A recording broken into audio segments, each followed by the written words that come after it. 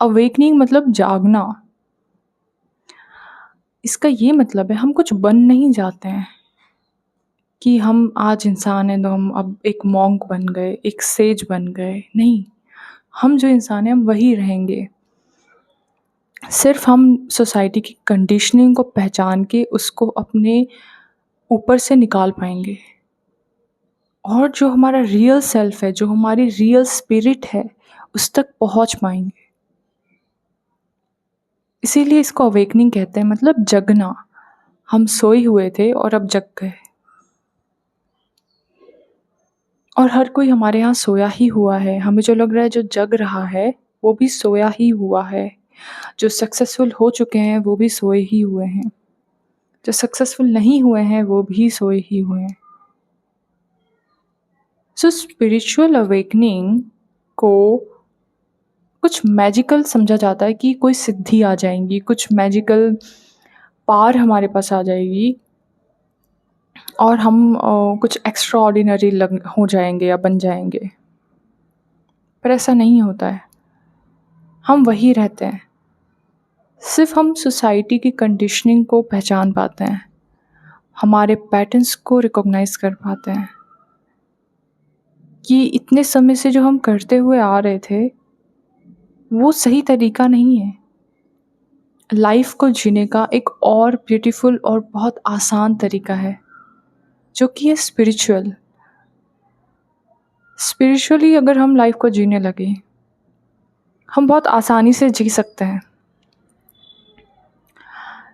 कुछ चीज़ें करने का हमें मन होता है, हम वो करते नहीं हैं। For example, if you love somebody and but you don't want to marry that person because your parents will not allow you, and in the pressure you marry somebody else. What do you think? कि भगवान ये चीज़ को देख के बहुत खुश होंगे कि तुमने अपने परिवार के लिए अपने आप को सैक्रिफाइस कर दिया, अपनी फीलिंग्स को सैक्रिफाइस कर दिया। नहीं, पर सोसाइटी ज़रूर खुश होगी। सोसाइटी बहुत खुश होगी, लेकिन कुछ समय के लिए। सिर्फ़ जब तक वो इवेंट चल रहा होगा, मैरिज का इवेंट, तब तक के लिए। फिर से सब बिज़ी हो जाएँगे और अपने काम में लग जाएँगे।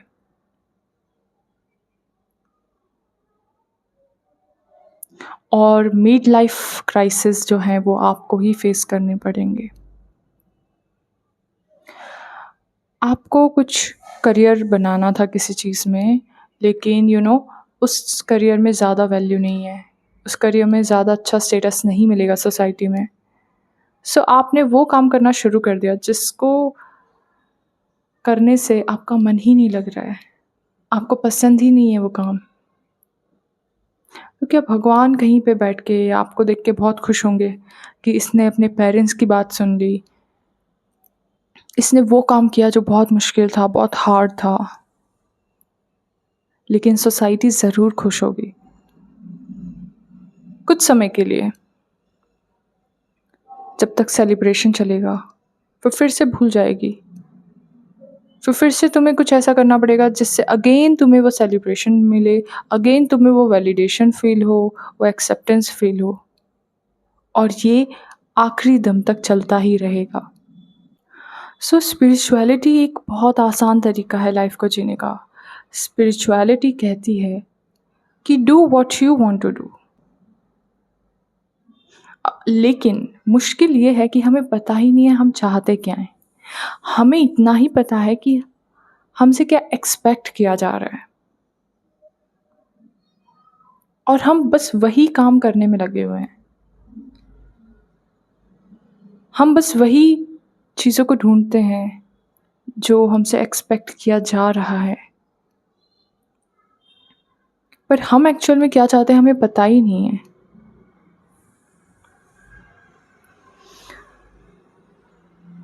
और अगर किसी इंसान को पता भी है, तो उसमें इतनी हिम्मत नहीं है कि वो इल्यूज़न ऑफ फ़ियर को तोड़ के उस चीज़ को परस्यू कर सके।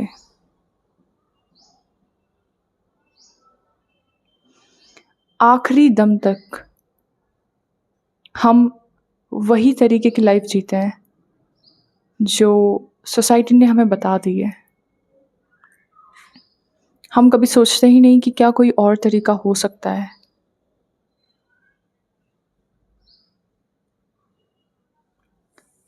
ये तो सोसाइटी ने आपको बताया ना कि अगर आप ऐसा काम करोगे तो भगवान आपसे नाराज़ हो जाएगा। पर स्पिरिचुअलिटी तो ऐसा कुछ भी नहीं कहती है। स्पिरिचुअलिटी में तो तंत्र भी शामिल है, जहाँ पे सोसाइटी जो कहती है उसके अलावा के सारे काम किए जाते हैं और फिर भी आप उसी भगवान तक पहुँच पाते हो।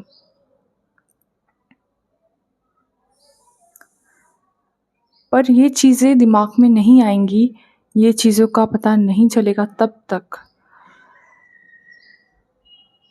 जब तक आप में एक अवेयरनेस ना आए।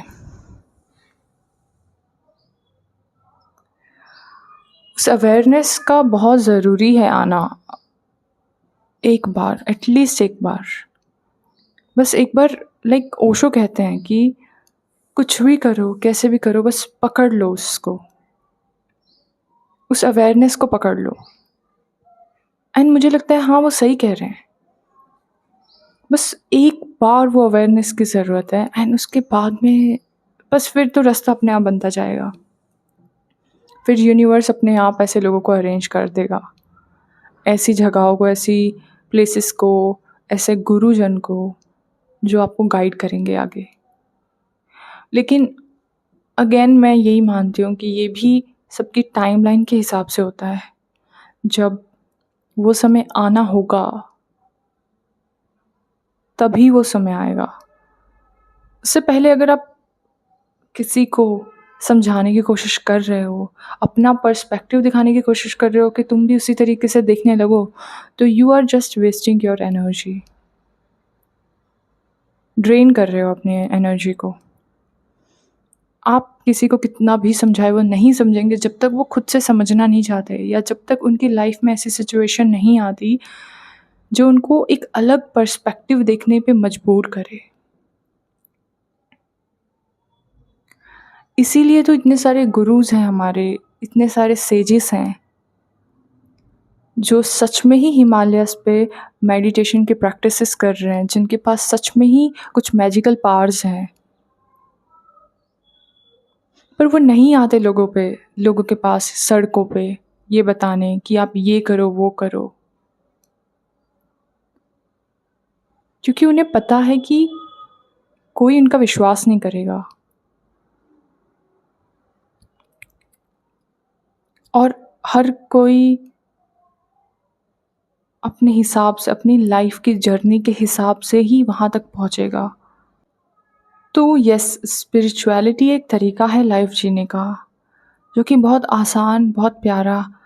जैसे रूमी कहते हैं कि मैं तुम्हें वहाँ मिलूँगा जहाँ पे सही और गलत का कोई लेना देना ना हो।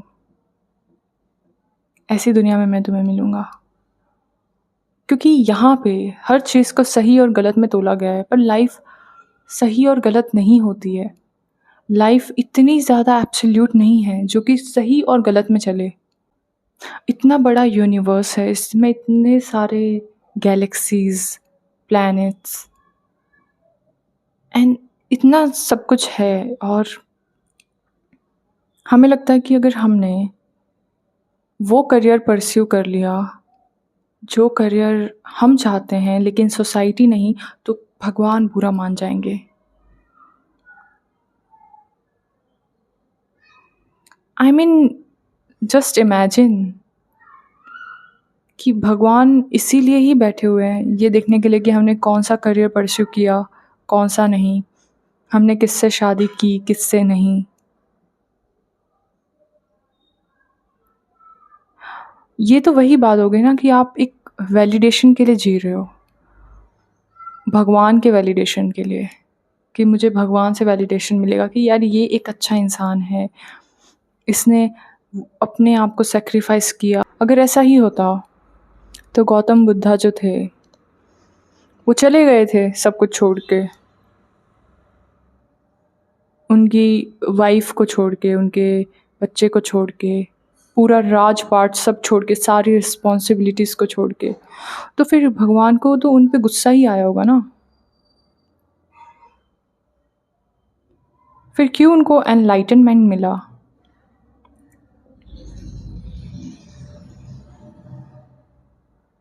Right, but according to society it was wrong. But there is no such thing कि गॉड को बुरा लग रहा है किसी चीज़ का। ये एक फ़ियर सोसाइटी ने ही डाला है कि गॉड को बुरा लग जाएगा, भगवान को बुरा लग जाएगा, भगवान गुस्सा हो जाएंगे, वो तुम्हें पनिश करेंगे, सो ये चीज़ें मत करो, ये चीज़ें करो।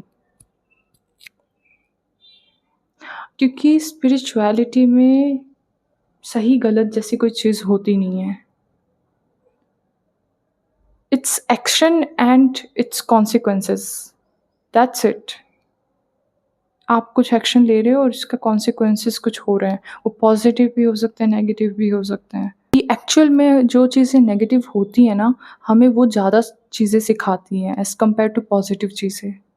हमारी लाइफ में भी कुछ ऐसे इवेंट्स होते हैं जो बहुत ज़्यादा पेनफुल होते हैं, बट वही पेनफुल एक्सपीरियंसेस हमें लाइफ के इम्पॉर्टेंट लेसन्स सिखाते हैं एज़ कम्पेयर टू ऐसे इवेंट्स जो बहुत पॉजिटिव होते हैं।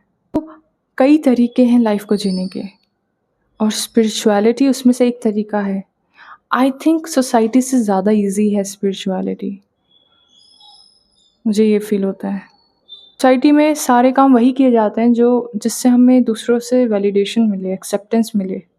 लेकिन स्पिरिचुअलिटी में हमें वो काम किए जाते हैं जिससे हमें हमारी सोल को एक सेटिस्फेक्शन मिले, खुशी मिले।